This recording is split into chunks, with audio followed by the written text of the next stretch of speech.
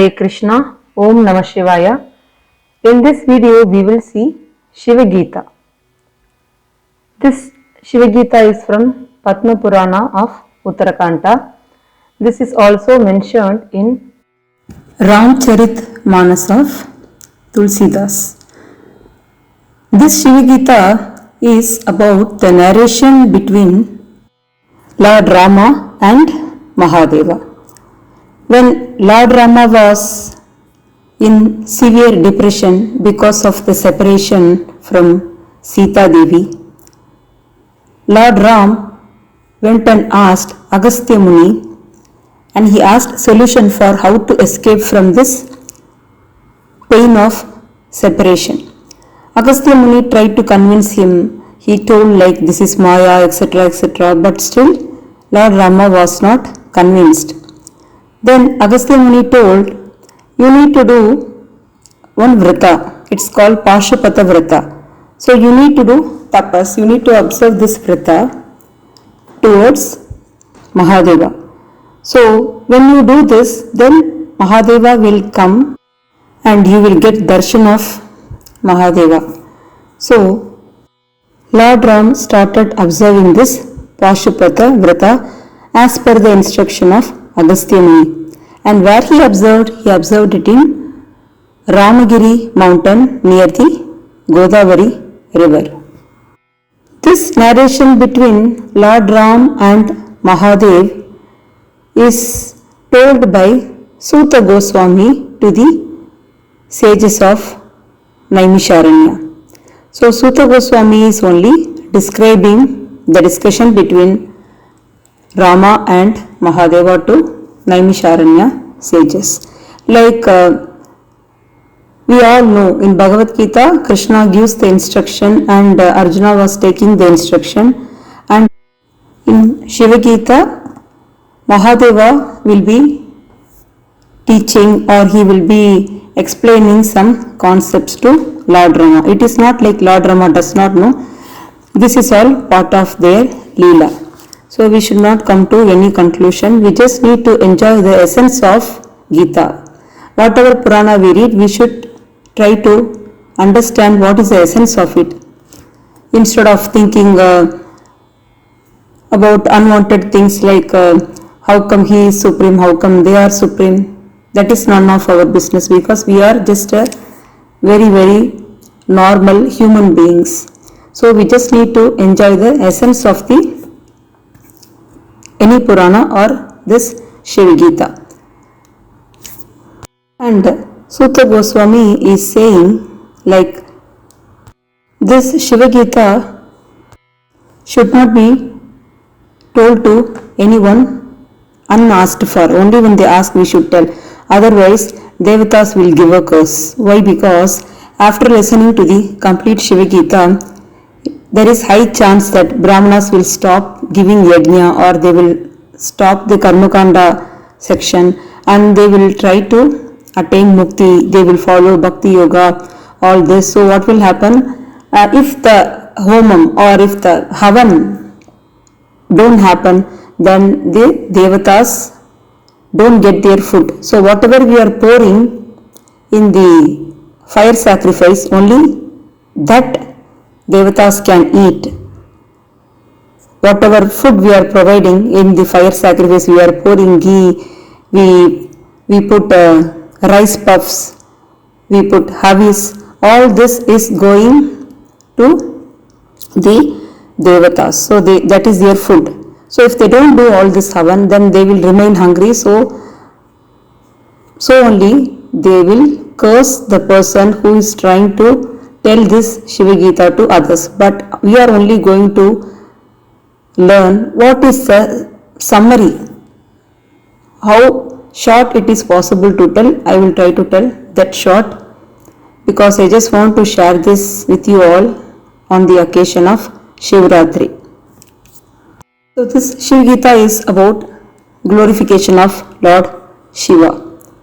Before jumping into this Shiva Gita, I just need to tell who is Suta Goswami for the people who is not aware about him. Suta Goswami is son of Romaharshana.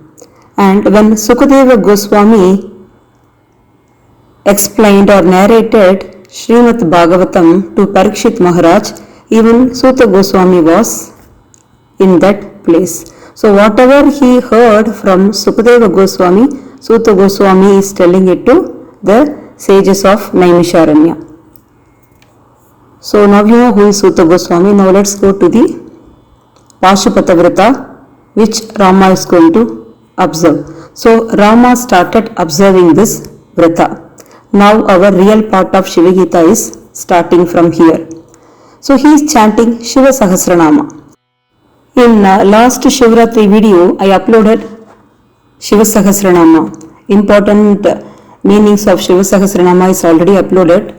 I will share the link here. You can check it.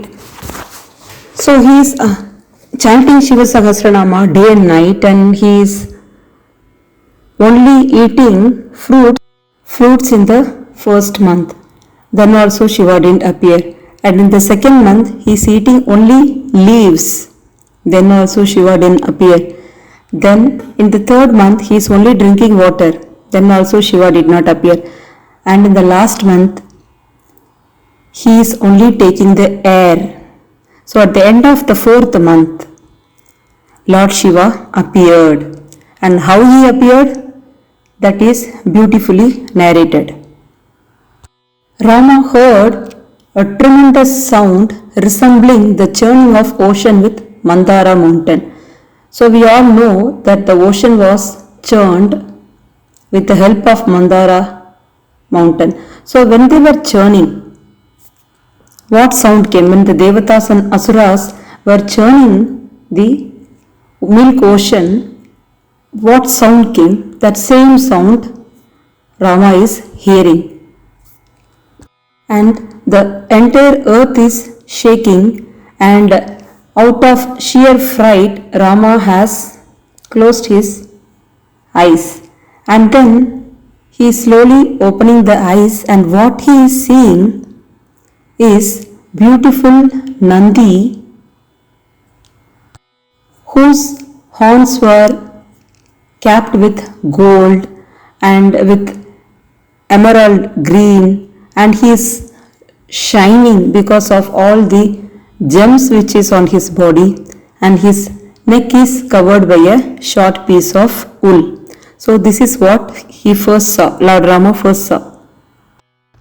Nandi is a bull, which we all know. Now how Mahadeva is coming? He is coming in golden chariot.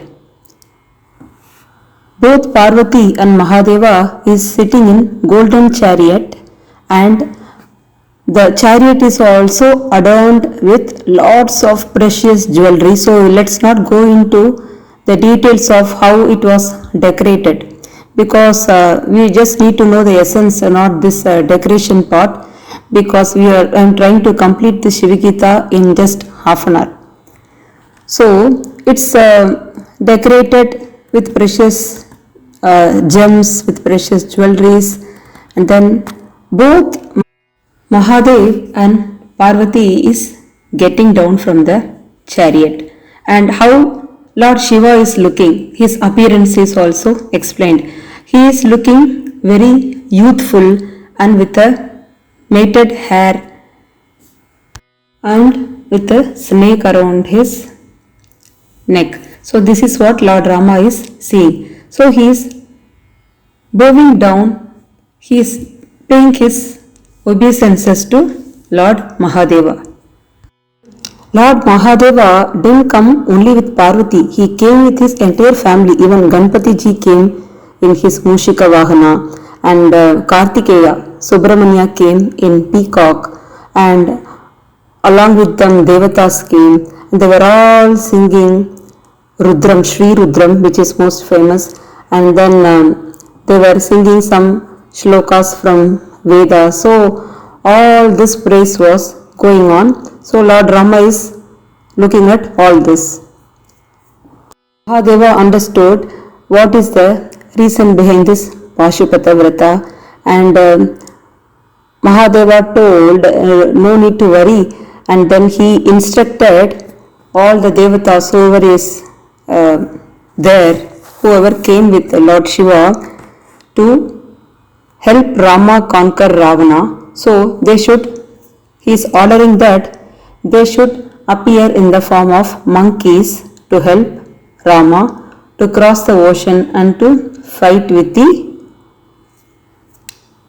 opposition, that is to fight with the Rama's enemy. And then Rama is asking some queries. For that Mahadeva is answering and he is talking some incidents happened in Shiva Purana. Shiva Purana is also written by Vedavyas. Purana is about the glories of Lord Shiva, like how this Shiva Gita is about Lord Shiva. Shiva Purana is also like that. So Mahadeva is telling, when there arose a dispute between Brahma and Vishnu to check who is the greatest, and then they appeared in front of a great mountain of Jyoti, Mahajyoti. Jyoti means fire. So it was like a mountain, and it was decided that Vishnu and Brahma will go and check the top and the bottom. This story almost all Shaivites know, so I am not going to tell the whole story. And then Brahma lied, and that's why he got a curse, like he will not have any temple. This is from Shiva Purana story. This all who is telling? Mahadeva is telling this to Rama. And then Shiva is telling, I will be there. I was there in the past, present, and I will be there in the future. I will always be there even after annihilation. So he is telling about his glories to Lord Rama, as if Lord Rama does not know. He knows, but again we should understand that he came to this earth. The purpose of his visit is to perform Leela. So in that Leela, he is a human. So he is acting like that. If a small child is acting like a grandpa, so what he will do? He will dye his hair in white, and then he will have walking stick, and he will bend his body. So this is how the young child will act, because in drama he is a grandpa. So when you are going to act, you need to perform that role properly. That is what Lord Rama is doing here. That is what we should understand. We should not misunderstand that Lord Rama is not Paramatma or Lord Rama is inferior. All this are what to say. It just shows that whoever is talking like that, their maturity level is not good. So when Lord Shiva told that he is the greatest, he told actually that he is the greatest and he is the Parabrahman, Paramatma. He has to be understood. He is absolute truth. Whatever Krishna has told in Bhagavad Gita, Lord Shiva is also telling in the same way in Shiva Gita. And then Lord Rama is asking, so if you are, how do I believe that you are Parabrahman or you will be there even after annihilation? Then Vishwarupa Darshanam is happening. So here Lord Shiva is showing his Vishwarupa Darshanam to Lord Rama. Even in Kurma Purana, there is something called Ishvara Gita. So Ishvara Gita is again spoken by Shiva, Mahadeva. So even in that it's mentioned that Vishwarupa Darshanam happened. And so here Vishwarupa Darshanam is happening. So what Lord Rama has seen? Lord Rama was given the divine vision. Mahadeva told you need to have the divine vision, like how in Bhagavad Gita Krishna gave divine vision to Arjuna to see the Vishwarupa Darshanam. In the same way, Rama is getting divine vision to see this Vishwarupa Darshanam. So Mahadeva is opening his mouth and Rama came face to face with Lord's form. It's resembling like the subterranean fire, and he is seeing millions of lightning flashes. He is seeing mountains like Meru, Mandara, Vindhya, the seven seas, sun, moon, gods, all five elements, all this Mahadeva is showing, and Lord Rama had darshan of all this, and then Lord Rama is praising Mahadeva with shlokas from Upanishads and other Vedas. Now Rama is querying about the origination as if he did not know. In Bhagavad Gita, Krishna is telling Aham Bijam Pita, I am the seed giving father, but in Ramayana he is acting as if he don't know anything, and he is asking, enquiring about origination. And then because maybe he just want his devotees to know that Shaivites and the Vaishnavites should maintain the friendship. They should not fight, because we don't have time for any arguments, or we don't have time for any fight, because already there are so many problems going on in this world. So we Hindus should not fight. We don't need any external, any other religion to come and fight, because within our Hindu religion only we will fight, especially between Shaivites and Vaishnavites. It's all a waste of time. So Rama is encouraging, Lord Rama just want all this should come from Mahadeva's mouth, so that Shiva devotees will be pleased. So just to satisfy the Shaivites or the followers of Lord Shiva, Rama has made this arrangement. This is how you should understand. Okay, now Rama has inquired about the origination, I told, right? So Shiva is replying about Pancha Bhutas, and then he is discussing these five great elements which the body is constituting in great length. And then he is saying there are four different classification of bodies.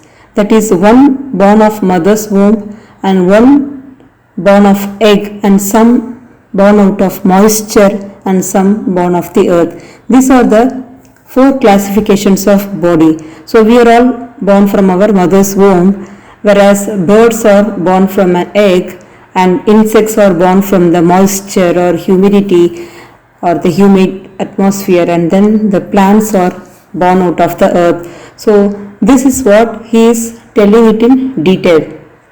And he is even saying the gods and the devatas are a separate class. Even the mind-born sons does not come under this. They are all born differently, not in the same way as this four classification of bodies are born. And then he is also talking about the gender, how to determine, like if you want a male child, so how it is possible, how to do that, and if you want a female child, how to do that. So this formation of gender is discussed it in detail in this 8th chapter of Shiva Gita. This is actually, I have read these things in Garuda Puranam also. And also Mahadeva is talking about the four types of births which we already discussed, and then how the fetus is developed. This is also in Srimad Bhagavatam. This is all repeated here in Shiva Gita also. How the fetus is born, the first month what will be formed, and the second month what will be formed. All this are discussed it in detail. So about this thing I will tell it in future video. We are only going to see what are the topics covered in Shiva Gita. So we should try to complete this in half an hour. So I am not going in detail. So we think the fetus is happy, but Mahadeva is saying fetus is not happy. In the 7th month, fetus is having the ability to think about its previous birth. So it remembers the previous birth. So in the 7th month, it is not happy, it's crying. So it is praying to Lord that it should never be born again. It should never come to any mother's womb again. So the mother womb can be different. It can be a tiger, it can be an elephant, it can be a human. So the child, the fetus inside the human mother's womb is praying to the Lord that I should not do the mistake of coming to the mother's womb again, because it is not a happy place. There are too much of nasty things in the uterus is there, and it is all, I am not telling this is what is mentioned in this development of fetus. So I will just read few lines for you. It's mentioned that the fluids heated by the fire of digestive system scorch the child. So the child is feeling the heat because of the digestive fire, and the experiences the child is facing in the mother's womb is like a hell. So the child at this stage remembers and recollects all those earlier experiences, and it is covered by the dirty water, and it is unable to cry, and it will cry only when it comes out of the mother. So this is what is mentioned. So we should not think like a baby is so happy. Actually baby remembers, especially in the 7th month, Mahadeva is saying that baby can recollect everything. So this part, like from 1st month till 9th month, what and all will happen, we can find it now only through scan. Whereas in those days, all this are already recorded without any advanced technologies in our Puranas. It is not only in Shiva Gita, it might be in many other Puranas. And it is in Srimad Bhagavata Purana, which is 100% true. So, this my Guru told me once, like she discussed about this from Srimad Bhagavatam. She discussed about in 1st month what will be formed, in 2nd month what will be formed, all this in detail from Srimad Bhagavatam as it is. She told it to a gynecologist, and gynecologist was in utter shock. She said, yes, whatever is mentioned in that is 100% true. It is she is actually spellbound. So we need to understand our Puranas are almost like a medical record only. So the gynecologists are agreeing to whatever is mentioned in this is correct. And Mahadeva is saying in the 8th month, blood circulation and nourishment all will be received. And the important nerve formation will happen in this 8th month. This is what he is saying. So, Mahadeva further says that once the child comes out, the child forgets everything except in rare scenarios, like very few, like less than like a 0.01 percentage child may remember its past birth, but mostly 99.99 percentage nobody remembers their earlier birth, because once it comes out it forgets. It's a blessing actually. And then it was praying to the Lord in the tummy that it should never be born again, and at least in this birth it will behave properly. But after it comes out, again it is deluded by Maya, and the soul is repeating the same mistake of what they did in their previous birth. And again they are blinded by lust, anger, pride. All this is happening even after the birth. So Mahadeva says everybody is deluded by Maya. And then he says the human soul comes and goes individually. What he is saying, birds come to a tree during evening and leave the same in the morning. Like that, human soul is coming and going. Soul comes and it enjoys in this life, and then again it will take a next birth. So like how we keep changing the dress. So about the soul, it is detailed in great length in 2nd chapter of Bhagavad Gita. In Shiva Gita it is not in that detail.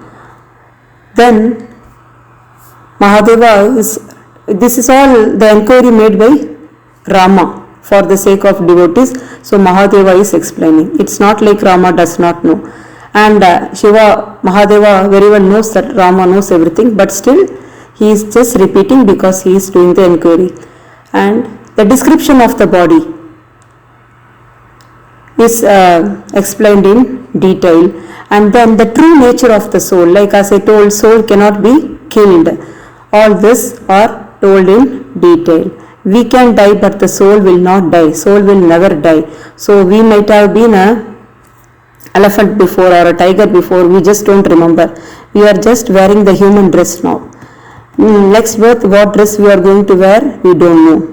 So, but this soul thing is not in detail in Shiva Gita. It is there in second chapter of Bhagavad Gita. And then Mahadeva says there are different routes for different souls.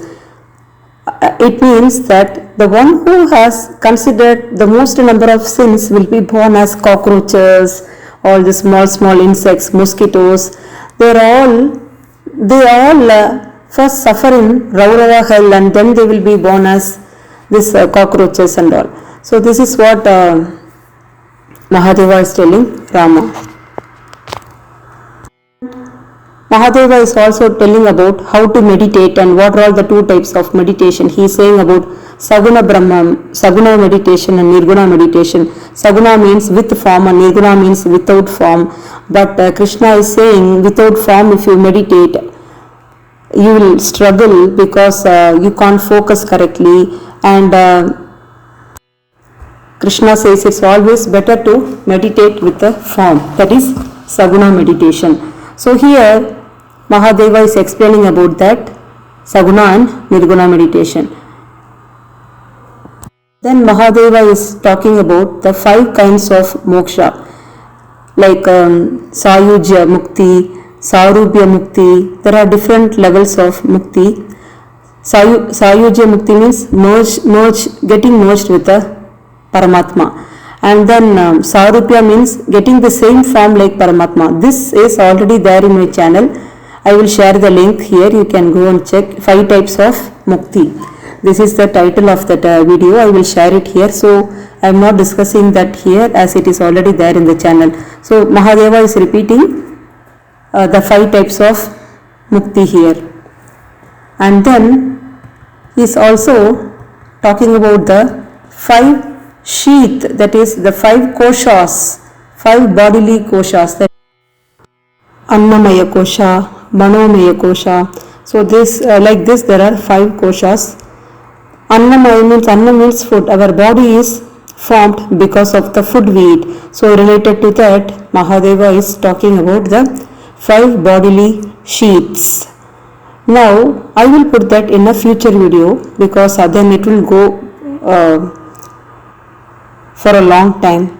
I want to complete it in half an hour actually. And then Rama is asking a query that why people are not engaging in listening to the scriptural teachings, or why they are not reading the Puranas. For that, Mahadeva is saying it's because of the Maya. I forgot to tell you all one thing when Mahadeva was telling about the meditation. Regarding meditation, it is there in Bhagavad Gita also in 6th chapter, Dhyana Yoga. It's completely about how to meditate, how to sit, and what is the bodily posture, and what you need to put on the floor, whether you can sit on the floor directly.